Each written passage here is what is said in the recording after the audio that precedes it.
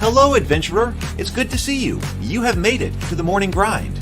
Welcome, welcome. It's the live stream at the beginning of the Geekverse, where we talk about all types of topics in geekdom, gaming, and fantasy, with an emphasis on being constructive and creating the things that we want to exist in the world. It's all on the grind, Sizemore. Can't be too fine, can't be too coarse. That's exactly right. There are a lot of adventures to be had today. Dungeons to explore and monsters to slay, and who knows what a random encounter might send our way. That's why we have to prepare, so settle in now for the morning grind with your favorite beverage in hand. Tea? Or maybe something a little stronger. I've got a few bottles of the old Wynyard left. Whatever you want. Pull up a chair. Dude. If you're feeling fancy, how about a cappuccino? Or a frappuccino? Or how about an espresso? Just tea, thank you. Sounds good to me, Gandalf. Whatever you want. I'm just glad you're here. Everyone is welcome.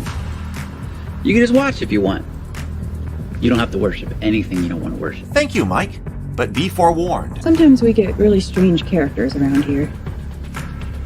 Wait, what's that you say? Why can't you come and be a part of the stream? My wife would disown me. Oh no, I bet she'll be fine with it. Come on in. Am I scared for my safety? No. What are we supposed to do? Everybody do the secret handshake.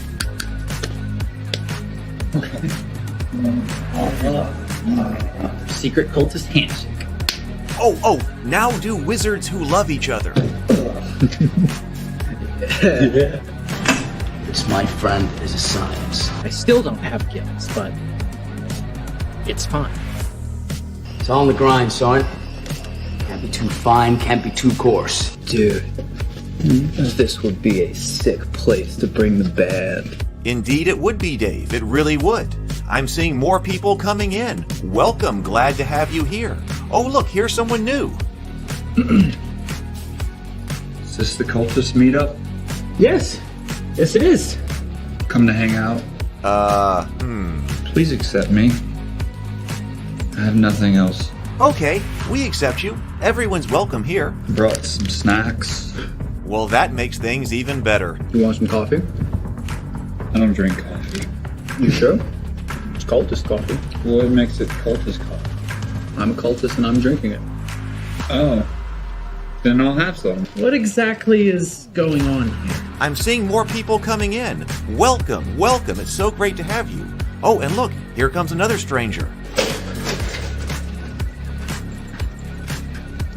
Can we help you? Yes, fellow cultists. I could really use some food. Oh yeah? Welcome. We have donuts. Oh, it's me. I'm glad I'm here. I'm sure you have a few questions for me, though. What's your name? Who do you work for? What god do you worship? Great questions, Rob. I'm Steve King, and I worship Nyarlathotep. No, not really. I'm just Heath, and I won't be worshiping anything this morning. But I will be your host. Welcome to the office. We're going to have a great time. I've got my coffee ready, because now it's time for the morning grind. If you could become a fish, that would be amazing. Then I could command you with my mental fish powers. Good morning, and welcome to the morning grind. It's so good to see you.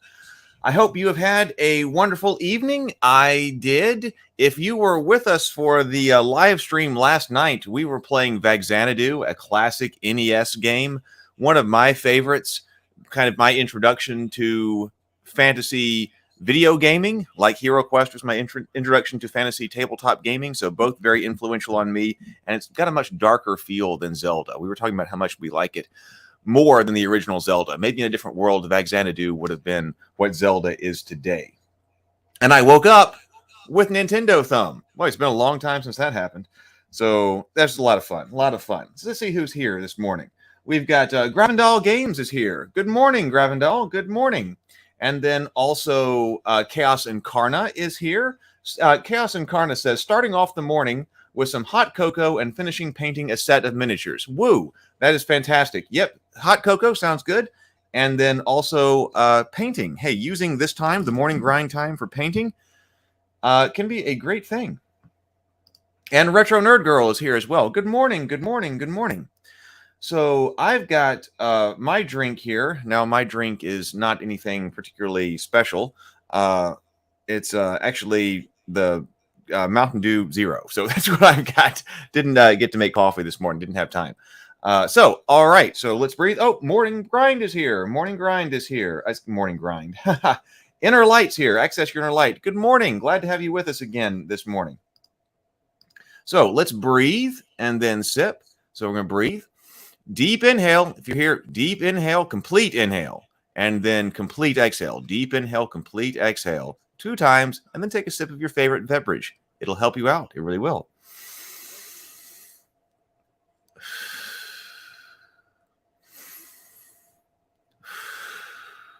And now let's sip.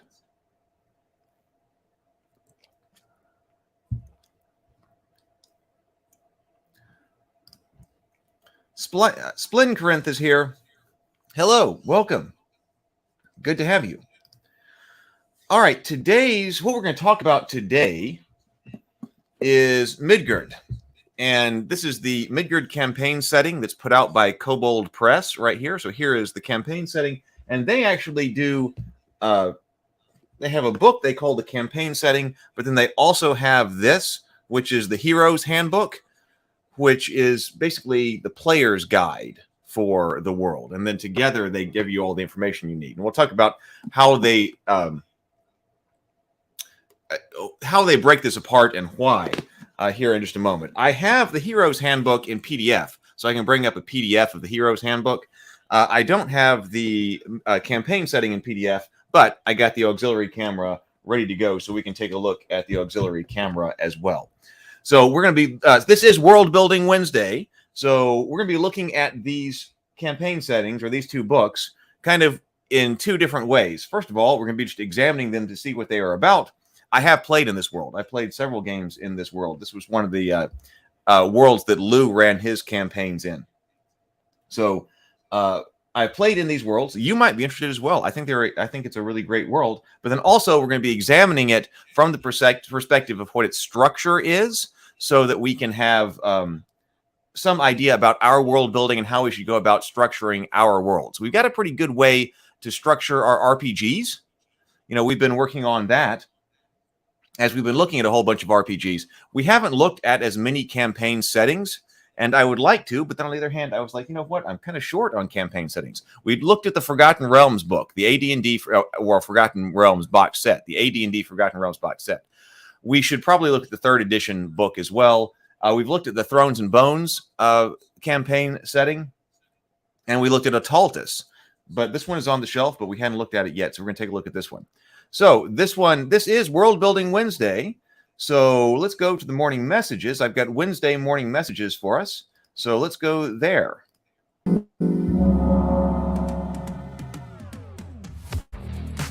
The Cultist is our comedy web show about modern-day Lovecraftian cultists just trying to worship Cthulhu in a world full of people who don't understand. Fish are friends, not food. I'm a little worried about Rob. Yes, it's happening.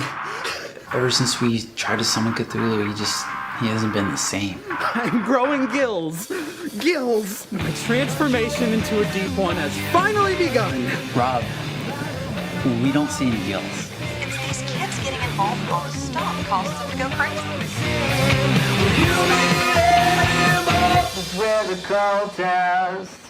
Seasons 1 and Season 2 are on my YouTube channel now. Each episode is only 5 to 7 minutes long, and you can watch the replays of the live after parties that we had with the cast and crew. They were a lot of fun. The Morning Grind is brought to you by Ravenkeep. That's the company that I set up to publish the things that we are making here on the show. Check out ravenkeep.net. You'll find merchandise from the cultists, such as mugs and coffee, as well as board games, the Goodnight Sword ebook, and the Terra Tiles pre-order. The Morning Grind is also brought to you by World Anvil. Check out the World Anvil website to learn more about everything that it can do for you and your world building and your games, and also be sure to use the code MORNINGGRIND to get 40% off any annual World Anvil subscription. I knew World Anvil was great for game masters and for writers who are developing their worlds and want a beautiful site to display and manage all of that information. But what I didn't know is that World Anvil also offers extensive tools for players, including character sheets, journals, inventory management, and spell books, basically all the digital tools a player who is looking to immerse themselves in their character would need. We're going to be using World Anvil here on Morning Grind to build out the worlds of Rabavania and Theophany, so we'll get to see it in action here as we go on the show. Alright, that's it for the messages. Let's get to the main topic.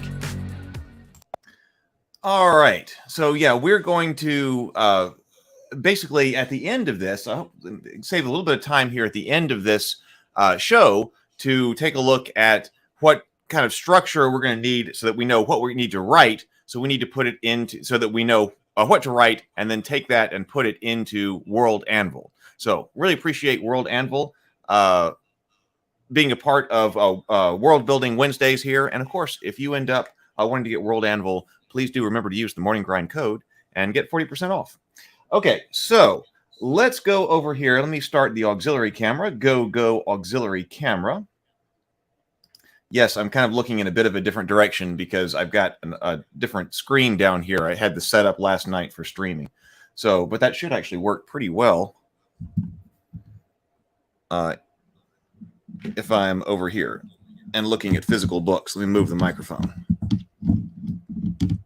Well, can't put the microphone there. All right. Maybe there. Maybe that will work. Okay.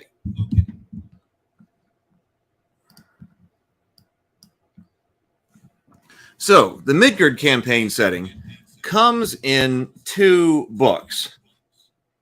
Even though this one says campaign setting right here, but we'll take a look at what's actually in each one, because I think this is the strategy here, or the idea here, is that the game master will want all of the information here in the campaign setting. So let's just take a look at its table of contents really quick, so we can see what's in it. I mean, huge books, beautiful books.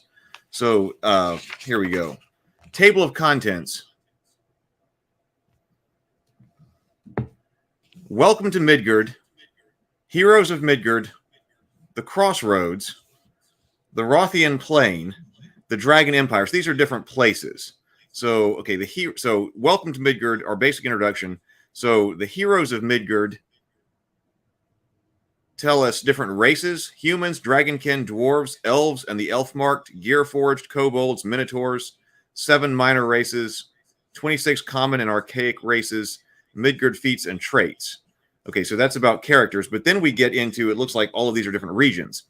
The Crossroads, the Rothian Plain, the Dragon Empire, the 7 cities, the Wasted West,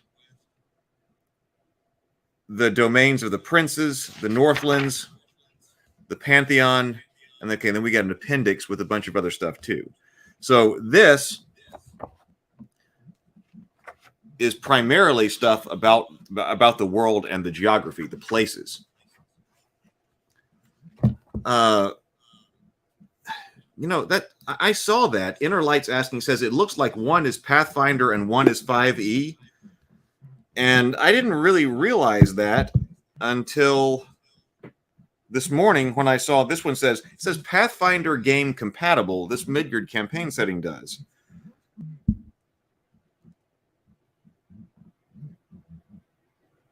But so maybe there's a 5th edition book. I'm not sure about that. Or maybe they had made this for Pathfinder, and then maybe that's why later they came out with a Hero's Handbook that was dedicated to 5th edition. Maybe. I'm not sure about that. I noticed that this morning, that it had that symbol on it. But on the other hand, I think that most of the information in here, since it's about the places, doesn't have a lot of rules in it. But it probably does if we're going back here and taking a look at races, which I want to look at in just one moment. So it might be here, the gear forged. It could be that this is more Pathfinder stuff. But let's take a look at the back here. Okay, so adventure game. So it could be, yeah. Okay, so I've never seen this before. Okay, there we go. The adventure game engine, that's one I don't know. I don't recognize that one. So let's just see. It might say back here. It says, the age of heroes returns. The world is lost in an age of war, a dark wilderness, a lost empire, and lost empires sunk beneath the waves. Only magic and the warmth of hope keeps light aglow when dread things prowl, and priestly wardings tremble and bend before the fury of demonic rage. In this dark time, new heroes must arise to claim the crowns of Midgard and restore the jewels to her scattered thrones. The Midgard campaign setting belongs to a world of dark fantasy drawn from the great European traditions. Within this book, you'll find ley lines and deep magic, the western waste giant, shambling horrors and magic-blasted landscapes, diabolical gnomes, and the schemes of the immortal Baba Yaga. You'll sail the wind with wild elves and cut through the waves and swashbuckling minotaur corsairs. Midgard is a land of the Mohardi Empire, lethal assassins and exotic splendors, as well as the empty dragon-haunted crags of the icy Northlands. So this setting includes Pathfinder RPG and Age system rules for Gearforged Kobolds and Minotaur PCs. So it does have both of them in here. 26 new backgrounds, 3 new schools of magic, and new specialties for Age system. Has anybody played Age systems? I don't know that one. New clerical domains, including Clockwork, Moon, Hunger, and Bear. More than 50 kingdom write-ups and new feats and traits for each region of Midgard. New spells, magic items, and incantations. New gear and weapons unique to the setting. Our settings can be expanded even more with any of the Midgard adventures and source books from Open Design and Kobold Press. From the Northern Fjords to the Hidden Tombs, the Knolls. From the Raven-headed Reavers to the ruins of the Great Mage Kingdoms, all of Midgard is yours. So that's what's going on with this book. So maybe that was a reason. It didn't actually say anything on the back here about this one having 5th edition stuff in it. But like I said, most of it is, I think, is not rule system compatible, is rules agnostic anyway. So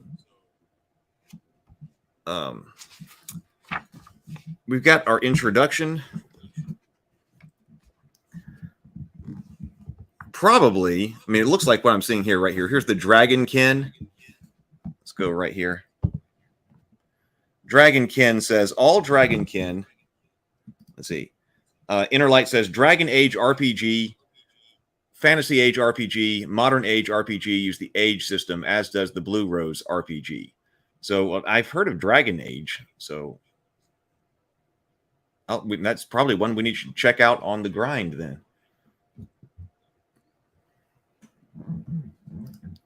It may depend on the edition of your setting book. Well, it could too. Let's see if I've got edition information here.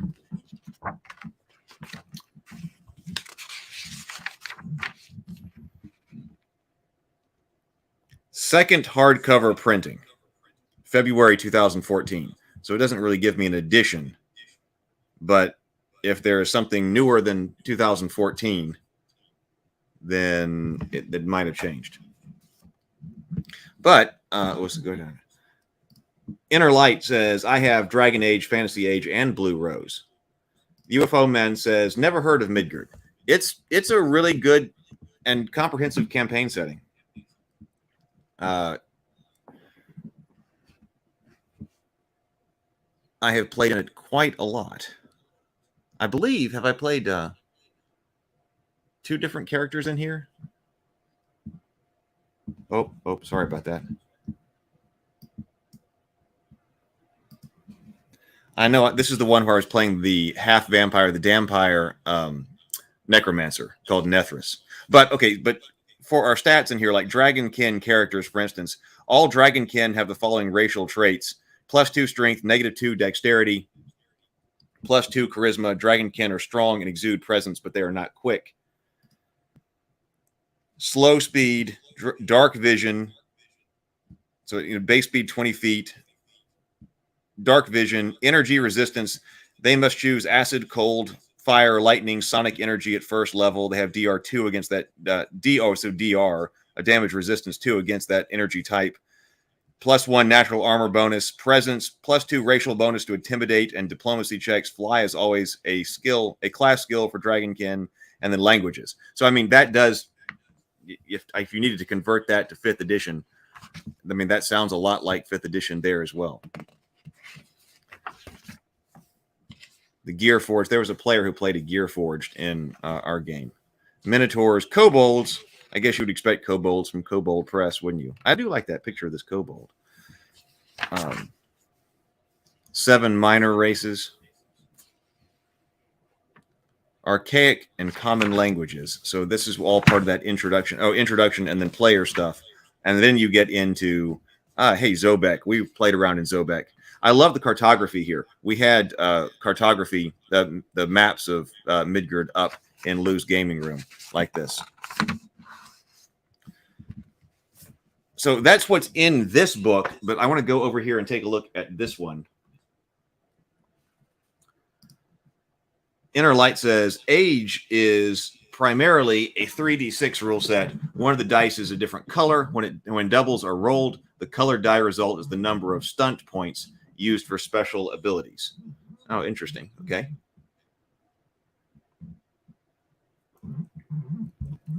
That's another one that's completely slipped by me.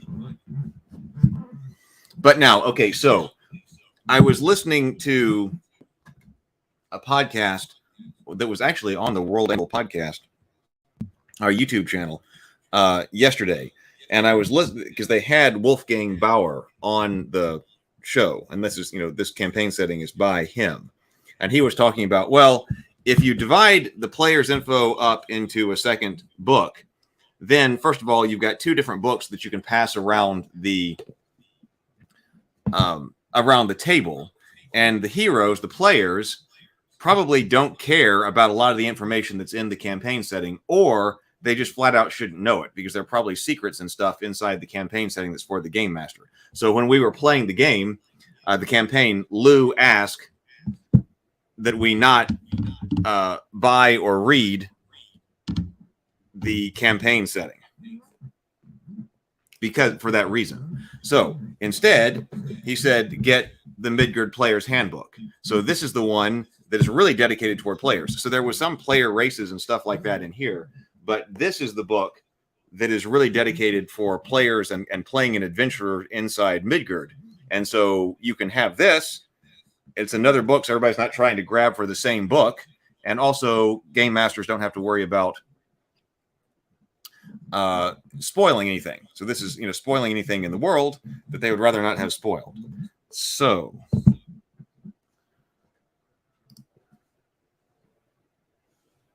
Spline Corinth says, Age, on the player side, it's more of a build your class system than whole D&D, than as a whole in D&D. I'll put it on the list to check out. So, the flame of the heroes must light a dark world. Welcome to a dark world of roads and deep magic, where you can match wits with Baba Yaga, set sail for uncharted islands and miniature corsairs, and face the fury of giants in the icy north.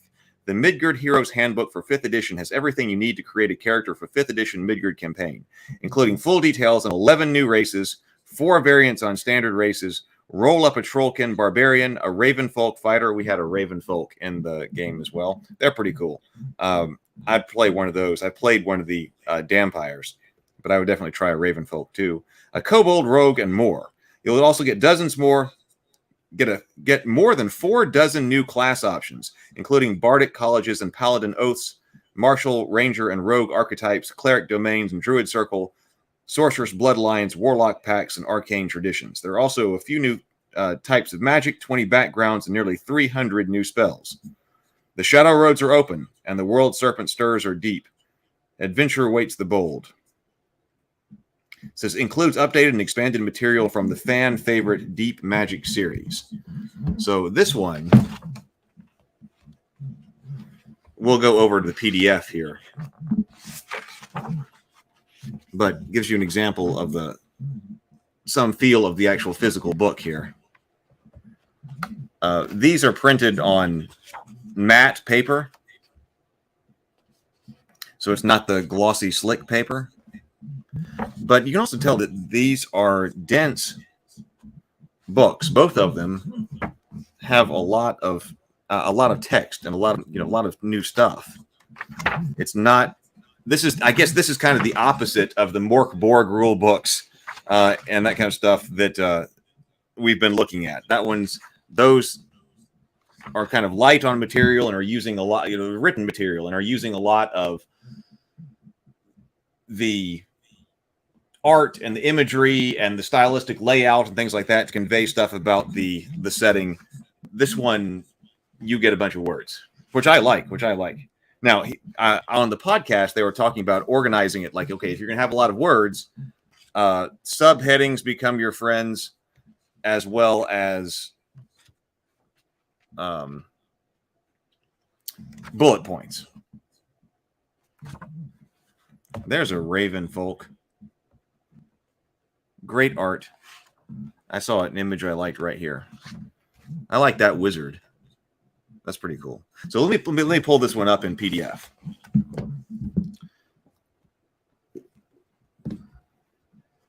Let's see. You can take auxiliary camera down for the moment. So this, what? I lost it. Oh, there we go. Okay, so this is the Midgard Player's Handbook.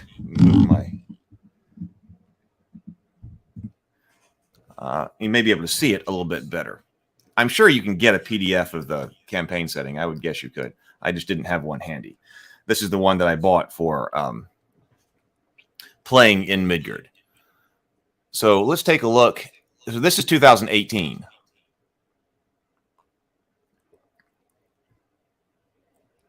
Says open game content. The open game content for this book includes rules for races, class options, domains, feats, spells, magic items, monsters, conditions, and gear. No other portion of this book may be reproduced without their permission.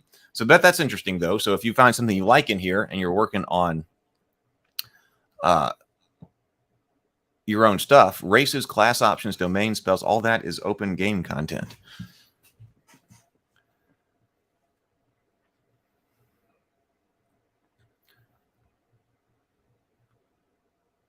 Was there not a table of... Oh, here's the table of contents. Okay. So this has stuff before the table of contents. So World of Mysterious Power, the Crossroads.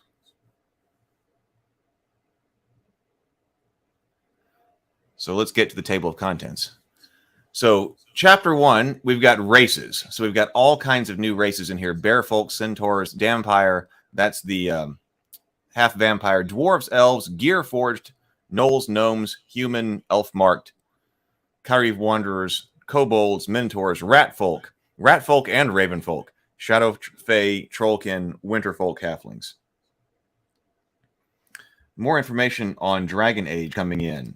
Inner Light says, Dragon Age is considered dark fantasy, but I have played a Warhammer fantasy setting using some fantasy age.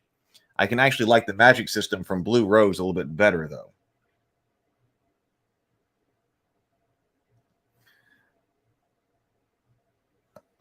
We looked at Warhammer Fantasy, that one from Cubicle 7 on one of the morning grinds.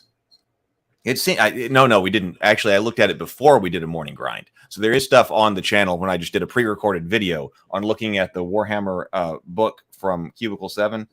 I might have to get back into that. I remember it doing some neat things. Spline Corinth says, from the cover, your setting book is first edition. An updated version exists with even a 5th edition version. Okay, so there is. So yeah, so this is from almost 9 years ago, almost 10 years ago. So the campaign setting has been updated. I wonder how I got that version then, because I didn't buy that 10 years ago. But oh well.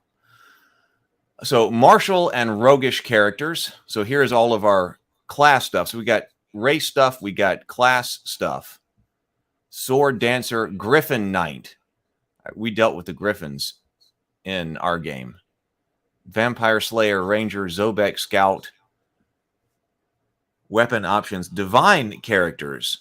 A bunch of new domains. Apocalypse domain, bear domain, cat domain, clockwork domain. There was a time there was a dwarven cleric with us that was a priest of like the god of beer. That was a fun character.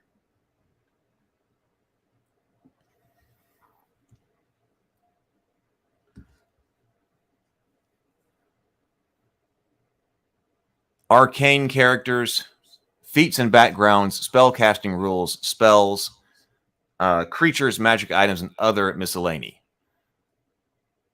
Okay, so as you can see, this is very player focused. This is focused on what the players will need. Oh, look, adult. You can tell you're reading something from somebody who has been old school, because I don't even think these kinds of things are in 5th edition a lot, or maybe at all. Are they in there?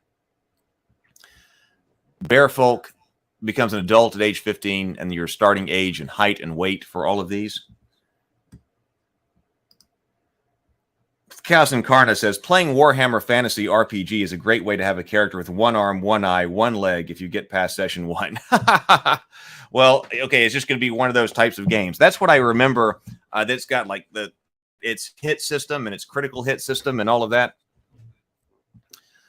I haven't ever played it, but I remember it's got custom dice and things like that. So it's probably got, and it had some type of injury system. Yeah, I remember. And so I remember when I was looking at it, I was going, oh, well, this looks like it could be fun, but it can also probably be crippling and deadly. Chaos Incarna says, yeah, right. So it's great, right? Yes, it's great. And I want combat to have a bit more bite. So that's probably why I remember liking it. So what did they put in? So, more stuff about the race. Oh, I was going to say that when I was listening to that podcast, as far as what we need to do, as far as world building, some kind of structure to our world building. Although, where do I have my notes? I guess I don't have those notes sitting handy. But what they were saying and what Wolfgang was saying that you need to focus on when you're trying to do some world building and trying to get something out,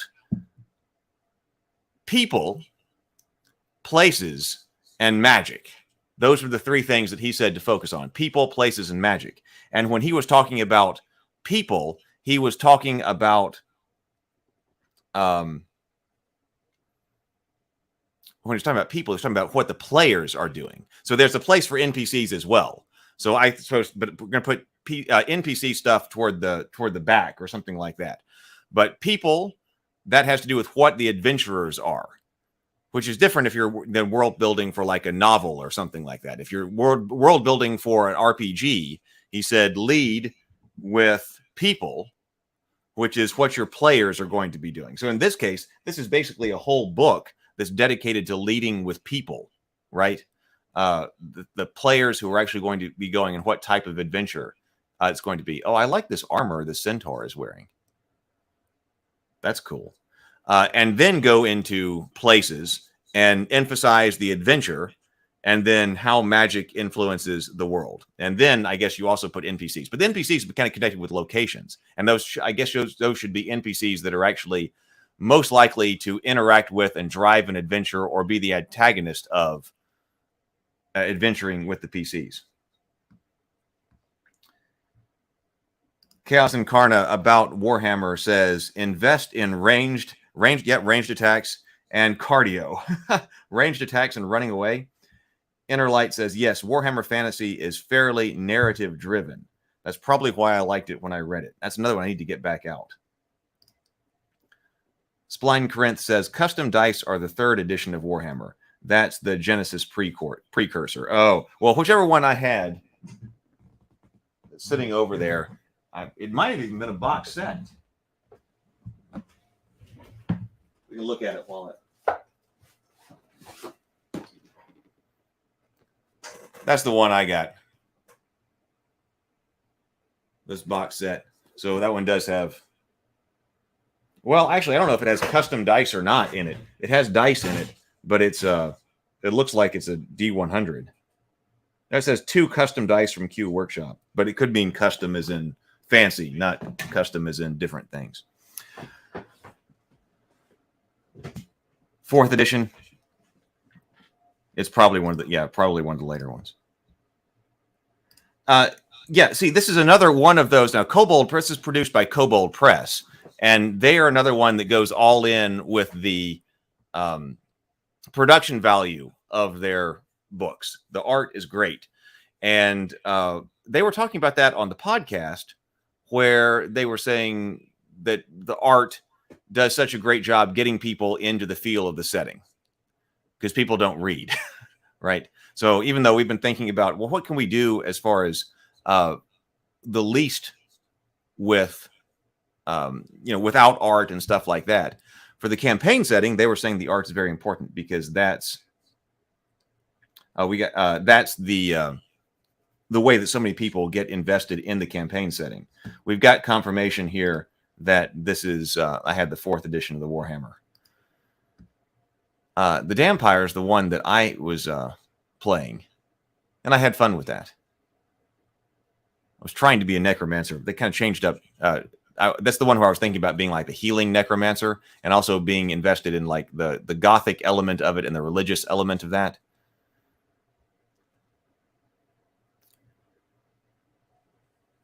It's a pretty cool dwarf. Another kind of dwarf. Elves here. The Gear Forged. I kind of like the illustration of the Gear Forged from the other book.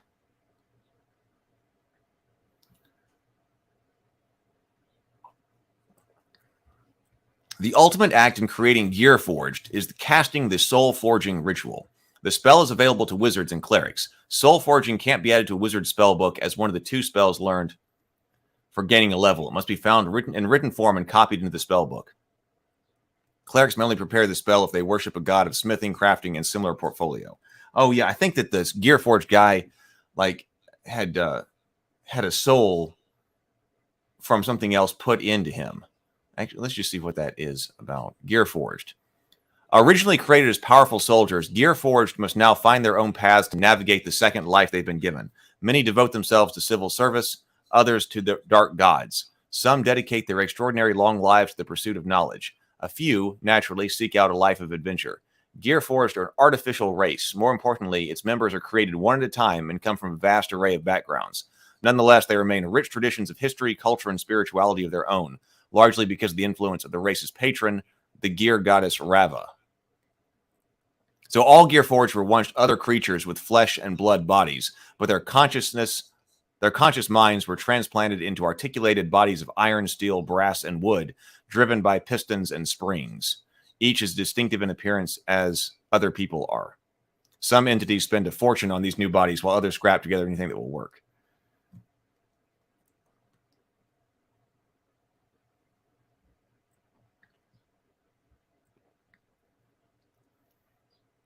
That's also a great knoll.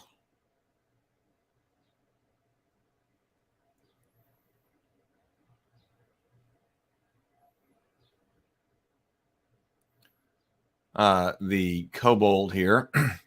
Kobold Adventurer. Minotaurs. Oh, we had a character play Minotaur as well. That was fun.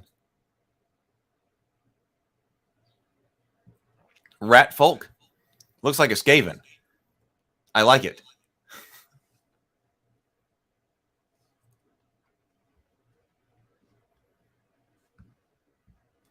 Inner Light, talking about the Gear Forge, reminds me of Clockworks from, I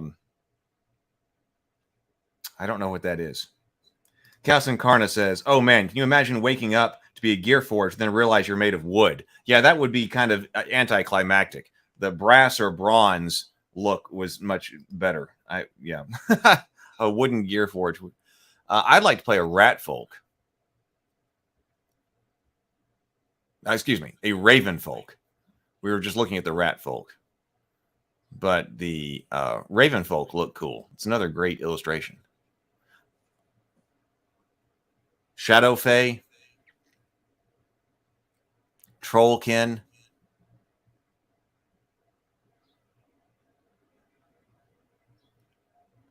What's that? Okay, so next, okay, now we're getting into different class stuff.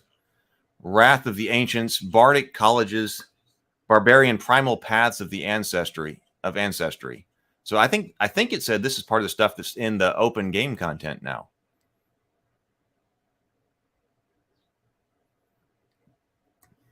Dragonborn or Dragonkin, whatever they call it here.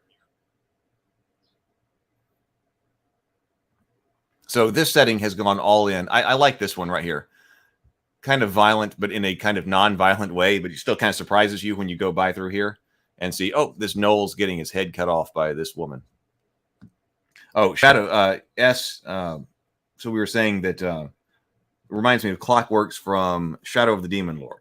I don't know that one. So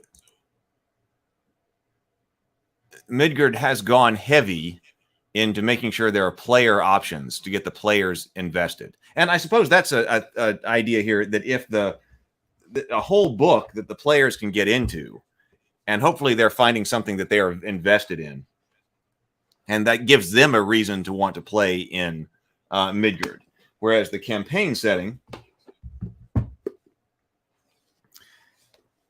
is supposed to hook the game master, right? All the different places, all the different stuff that is inside is supposed to hook the game master. So I do want to go back to this campaign book and look at what kind of information they provide for the locations, because we looked at that in Italtus, because Italtus had that. And remember, Italtus had the very extensive stat blocks.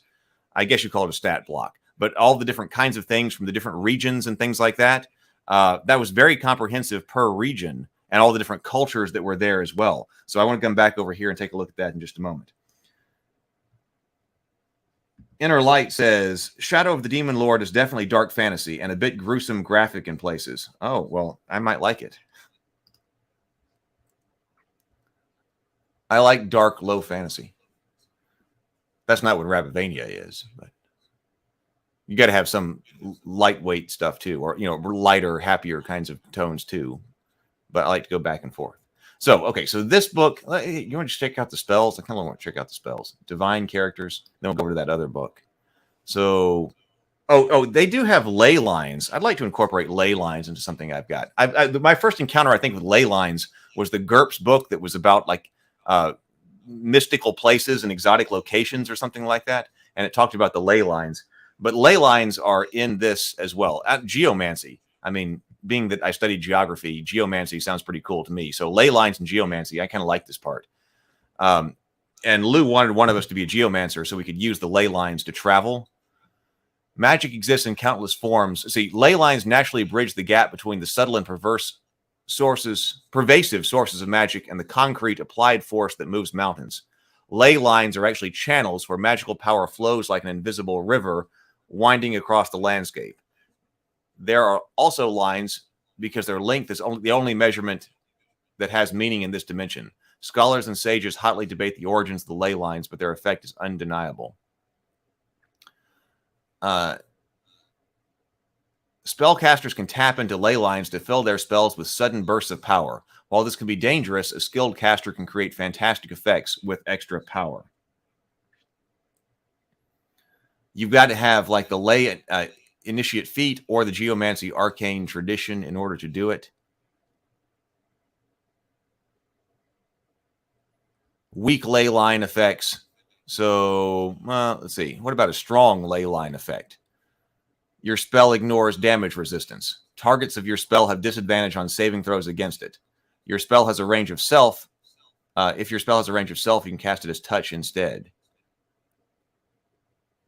Titanic ley line effects. But ley line backlash. The next spell you cast fails, and the spell slot is wasted. You lose one spell slot and your highest available level, and all charged magic items in your possession lose 1d4 charges. So these are the Midgard ley lines.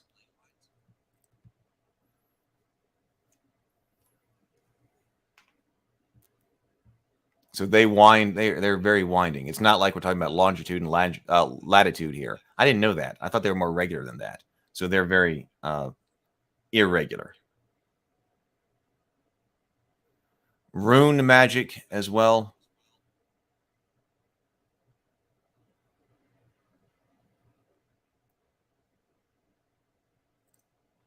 Spellcasting rules. Oh, I like that too. It's nice. Is this the new spells? All right, let's just see what. Oh, see, 300 new spells. I mean, no small chunk of this book is new spells. The Black Hand, a 4th level necromancy spell. 1 action, 30 feet. Verbal and somatic. Concentration. You gather the powers of darkness into your fist and fling paralyzing dark flame at a target within 30 feet. Sounds like my necromancer needed this.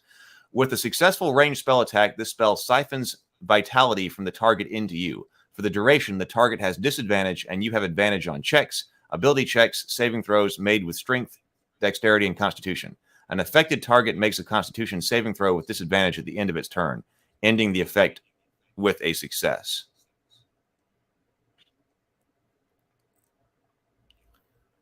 Blessed Halo, second level evocation. A nimbus of golden light surrounds your head for the duration. This sounds like something my Aasimar needed. The halo sheds bright light in a 20-foot radius and dim light for an additional 20 feet. The spell grants you a pool of 10 points of healing. When you cast the spell as an action on subsequent turns during the spell's duration, you can expend points from this pool to restore an equal number of lost hit points to one creature within the spell's bright light you can see. Additionally, you have advantage on charisma checks made against good creatures within the Blessed Halo's light. If any of the spells overlap with a magical darkness created by a spell of second level or lower, the spell that created the darkness is dispelled. Well, that sounds fun. I'm going to have to look through a lot more of these different spells. Oh, I didn't really even get into the spells. But both of those that we looked at sounded pretty cool. So let's go back over here and see what type of information they put about the places. I'm going to take that down.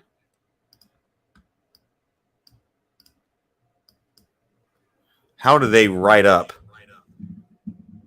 one of their regions or zones?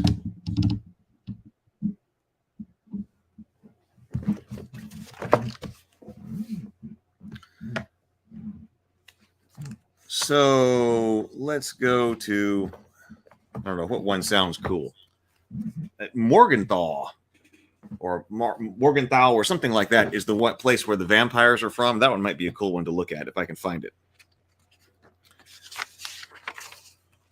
Because we're looking for some kind of structure for what kind of info should we put about places in a world setting. Dragon Empire.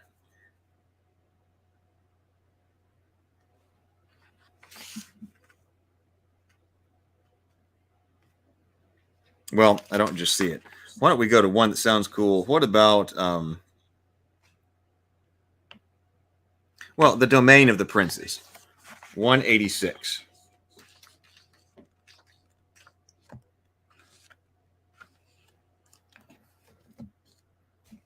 So this is the domains of the princes.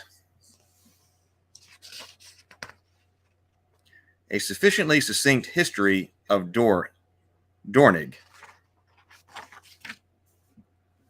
Current conditions in Dornig, you would want to know that. The imperial court, noble personages. So this is where we get people, the NPCs. The beloved Imperatrix Regina Moonthorn Calthena, an elven woman. So this is, okay, so we got lots of NPCs here. So we went from, I guess this is an overview, a paragraph of overview, to its history, to current conditions.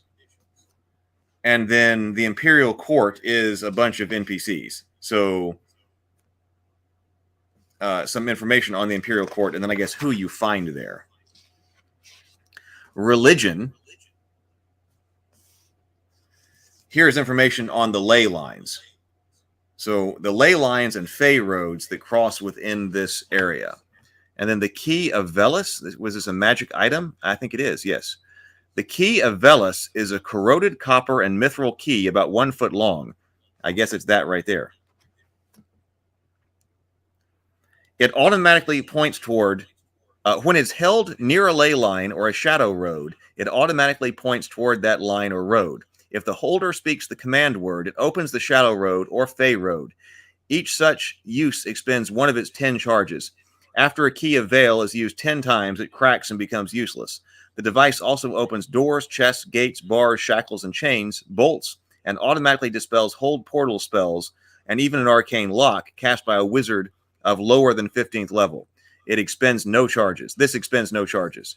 The wielder can make a caster level check against the lock of binding using this key's caster level of 14. The DC of this check is equal to the disabled device DC to open the lock, road, or binding. Each sounding only opens one form of locking. So if a chest is chained, padlocked, locked, and arcane locked, it takes 4 successful attempts with the key to get it open. That's interesting. I have maybe all of them have some type of magic item too, or something like that. That's something else to add. Like, what significant magic items is there in a particular region? So then we get. So this is a bunch of information on the ley lines and fey roads that cross here. Shadow Road lore. That's a table to roll on.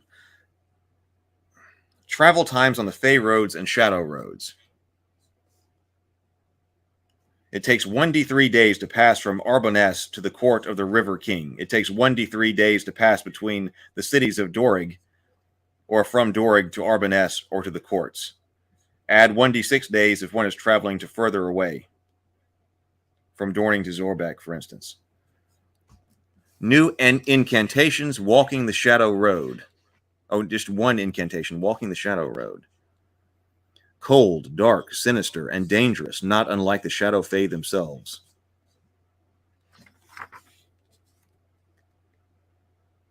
The major cities of the Grand Duchy. And so I think this goes on to another one. So, okay, like right here, these are the cities, major cities.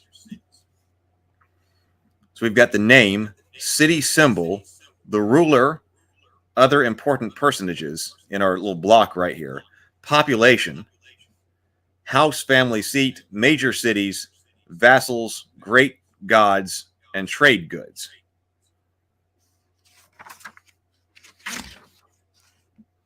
So if we say like major cities, Castle Relin right here, Hirschberg, army and nobles. Oh, wait, okay, so yeah, this, I guess it's the around major city is also the name of the duchy, I suppose. The Nose Play says, been sleeping in for my days off. Well, that's a good thing to do. Don't feel bad about that. But got up early enough to catch most of this one. This seems cool, but looks and feels like a staggering amount of detail. That has its ups and downs for me. Well, yeah, I guess we were just talking about that. This is definitely the deep detail, complete opposite side of Mork Borg, right? So actually, but you're right. I mean, there's a lot to read here. Some game masters will like that, but it makes me wonder if a good strategy would be to have like a primer, which we're going to talk about here in just one moment, a primer or something that is much lighter weight that gets you into a world and gets you kind of what you need to know. But then later you get into, if you enjoy it, there are much thicker and deeper books, which is kind of what I'm thinking about doing with both Rabavania and Theophany. Because first of all, it's easier to write a lightweight book first, but get people interested in what's going on. So Inner Light says, yeah, world building does have a lot of details sometimes. It's a huge DM pastime, though, and can sometimes be more fun than actually playing the game. Well, yeah, I mean, I'm a fan of world building. But you got to think about what its purpose is. Brianna was too, and we talked about that on one of the streams, where it's like, well, okay, in order to tell a story, how much world building do you actually need? It's much less than most people will want to put in. And then also regarding telling a story as far as making a movie or writing a book, you might need less than you think, probably do. But then also for playing an RPG, how much world building do you actually need? It's probably a lot less than many game masters would like. They probably put in the effort anyway. But it is a great campaign setting. It is a great campaign setting. We had a lot of fun with it. And it is one that I would return to. Okay, so let's see if we can apply some of this idea then, especially of a primer here. I'm going to take that down. And then I need... I got to unshare this. Stop screen.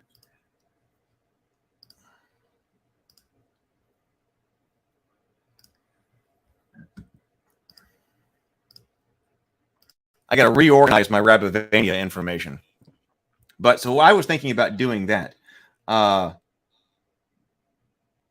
Trey's here. Hello, Trey. Trey says, I have the PHB, not the setting book. I thought I would love it, and truly it did not end up getting used as much as I would like for the price. Oh, interesting.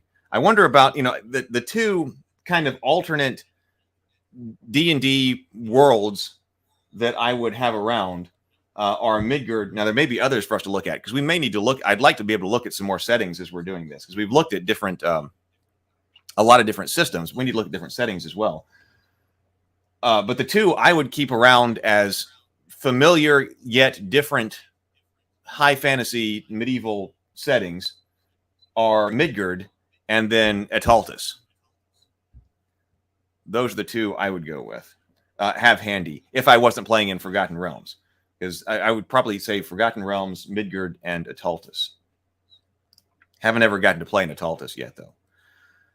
Innerlight says, I'm working on 3 books for Savage and Sorcery. A hero book, basic rules, a Fate Master book, how to run the game, and a campaign description generation book. Yeah, I want to be able to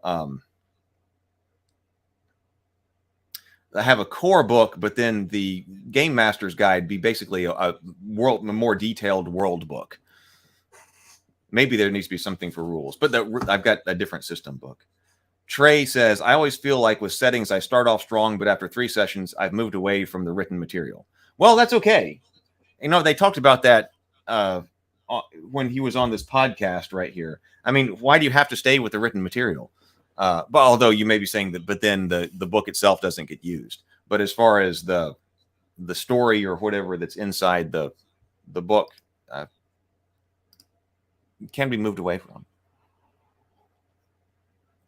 So I want to group this because I want to do 10,000 words over here.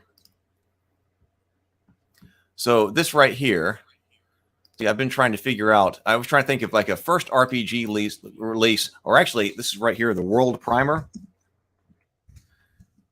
But okay, 5,000 words. Okay, see, this has got to be, so the World Primer, this has got to be reduced. So I was thinking we got to get to like 10,000 words here.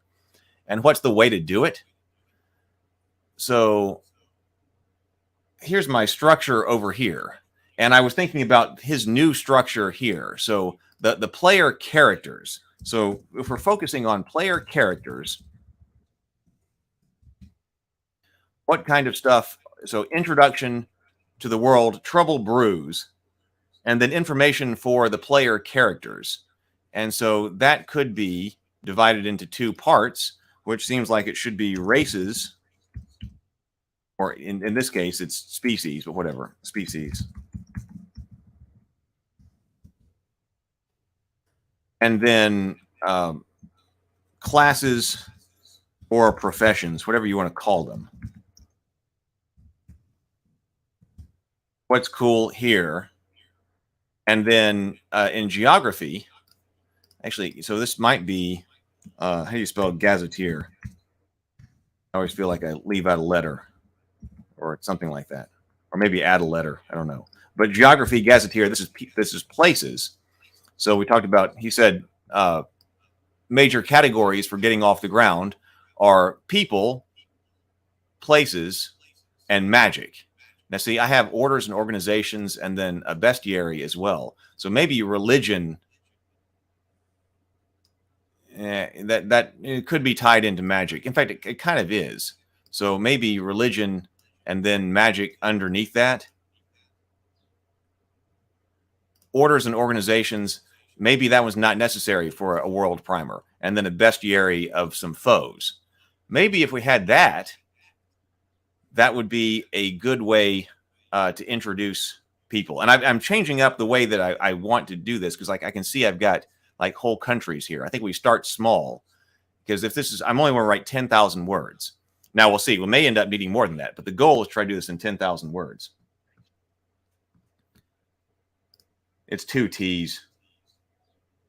2 T's and 2 E's. Yeah, I think I always try to make it 2 Z's, but that's what it is.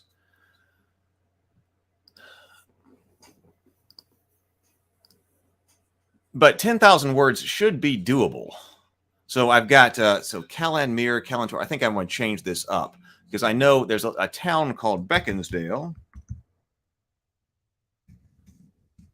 And then I also want to have the castle that is in Goodnight Sword. So that is Elmhearth.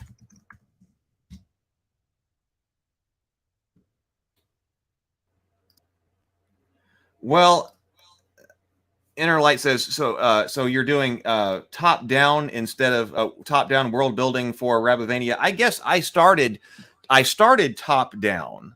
I've got a bunch of top down information, but I think that for this first 10,000 words, it kind of needs to start bottoms up, because so Beaconsdale would be your home base, and then Elmhearth would be a major city, a major warren and castle nearby. So I actually want to start small. I want to start thinking smaller here, with a much local region that would get you playing in an area where some of the story is taking place.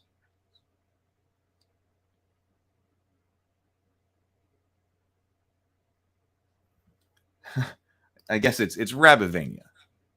Don't want to imply they're all rabid. Yeah. Not Rabidvania. Yeah. So Elmhearth, see, if you start allocating words, well, the way I decided this really needs to get done, and that other books, the 2 RPG books that I wrote that have not been published, got done because I had organized exactly what the chapters are going to be, and then allocated a word count to them. How big is this book really going to be? So if I were only had 10,000 words, like Hopland would get out of here, because that's a whole nother country. The Great Warrens. See, that could be a little note to say there are other Great Warrens out there, but I'd focus on Elmhearth, Beaconsdale, the Old Forest. That's a great adventuring place. Calanmere and Calantor are not nearby. Camerlantor are not nearby, and Tir Duin. That's the whole alternate world that I should probably stick down here near Druidism and witchcraft. So I've got religions. Now, see, that's a lot of them. So I'll probably have to cut this down. Although later there could probably be like 500 words on just what each one is. The religion of the Locked, the cult of Clovis, the mysteries of Krieg, Druidism, witchcraft. But then several of these different ones use magic. So I'll have to think about that. Spline Corinth says, in a primer, you can have orders and organizations in the gazetteer part related to locations and descriptions. Yeah, I can. What did I have? That could be a place to put them.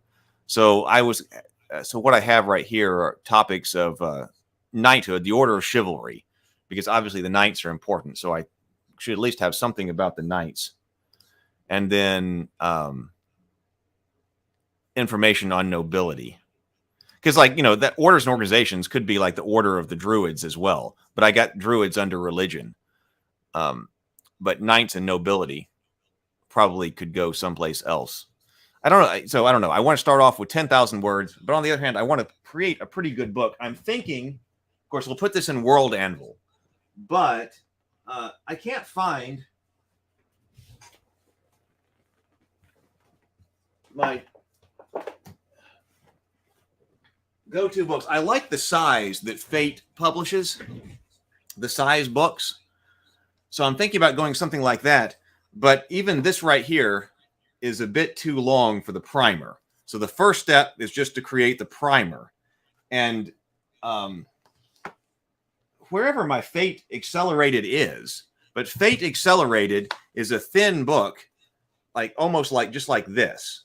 But I could look at that on my PDF. But it's a good sized thin book, and it's soft back, which does make it cheap as well. Now it's not cheap from the perspective of it's assembly and stuff like that. It's a soft cover book, but that makes it inexpensive. So if we're talking about, hey, yeah, don't start with what the Nose Plays was saying. Hey, I'm going to start with this thing right here, and this is the first thing I'm going to put out about Rabavania or Theophany. That's a lot of material to have to go through. So if I had one of these short softback primers that's about this long, I don't know how many words that is, but also needs illustrations and things like that. But start off with 10 words, see how that's going. And the goal for that primer to be Fate Accelerated size. That would be the goal. Andrew says, Andrew says, are you going to put pictures for this exercise? Maps and timelines are much easier for me to process than lists of cities, places, and dates. Yes. See, I was trying to think of what can we do with the least amount kind of art. But on the other hand, this is the introduction to the world, so I want to go all out. Now, maps for sure. So timelines, yes. I don't want to go. I don't think this is the place to go into deep timeline stuff. But in the beginning, some key dates and key events in the past and history of Rabavania, I think, should definitely be there in timeline format. And then maps that have the cities and places so people can look at that. And also you can use them for travel as well. So, and also I was finding out, I was working with Brianna yesterday on some of the pitch material for the movie, which is, I mean, the big goal, but you got to work on it, right? And so I was realizing that I might need to commission some additional concept art for that because I've got concept art, but the concept art that I've got was centered around getting the action figure line made. So some of that stuff can be used, but I realized I need some other stuff as well. So it could be that some new additional art, if it's commissioned for that, could serve double duty, and that would be fantastic.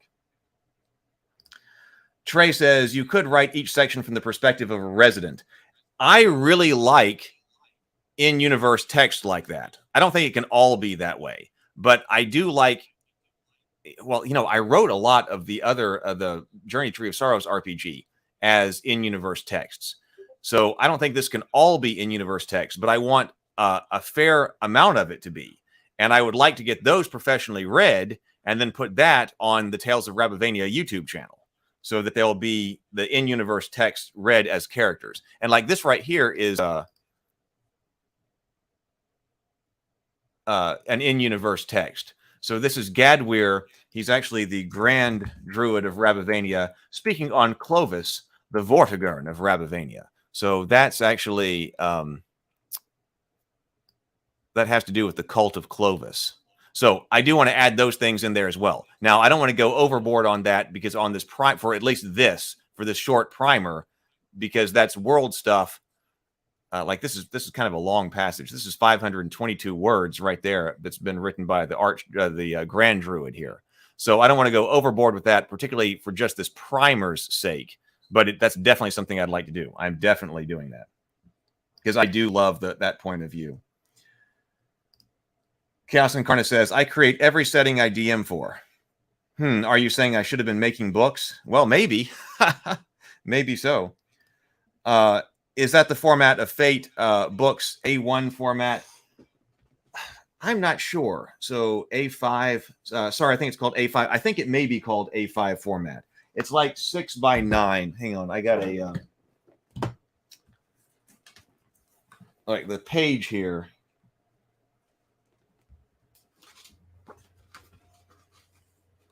Yeah, it's like, so each page is 6x9. Yeah. And I think that's, I think this is attractive to me because obviously like Goodnight Sword will be a different size when it's printed. But I think this is a good size for both RPG stuff and for a novel. So I think it would be cool if the RPG stuff and the novel were all bound the same in the same size, at least all the hardback books and things like that.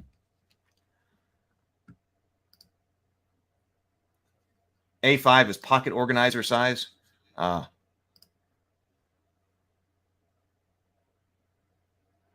the W's in Rabavania pronounced like a consonant in Old English or like the oo sound in Welsh?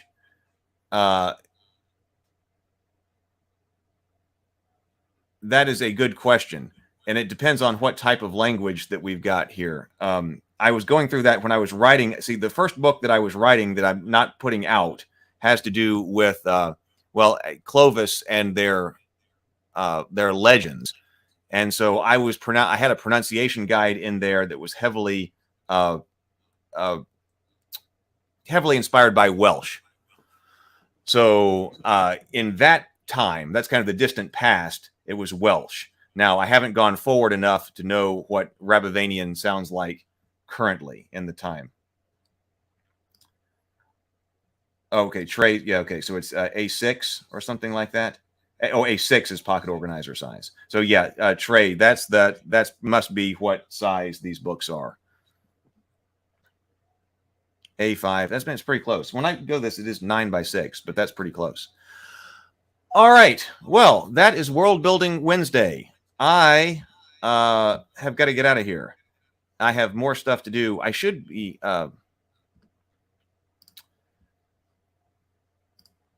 We're going to do the wind down tonight. If anybody has a good topic for discussion on the wind down, please bring topics for discussion in the Geekverse to the wind down. I've got some topics. I've got a list. I'm going to have to check out what was there. It's been a while from a wind down, but also remember on the wind down, we're going to be holding ourselves accountable. So if you need to evaluate your day or your week, really, so probably we're going to do this on a weekly basis. I'm going to be checking out how I've been doing over the past week. We've got trying to hit this year hard. So we will be holding ourselves accountable, but also having a good discussion on the wind down tonight. So I hope to see you tonight, and I will see you online around here. Thank you so much for hanging out with me. Thank you so much. It's been great.